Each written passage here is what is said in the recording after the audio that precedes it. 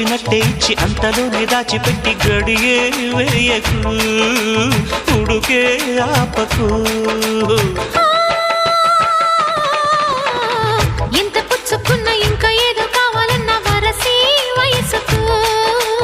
సహజం మరవకు నిప్పులాంటి కోరికిట్ట గుట్టు చేసి దాచలేను బయట పెట్టి తీర్చుకుంటా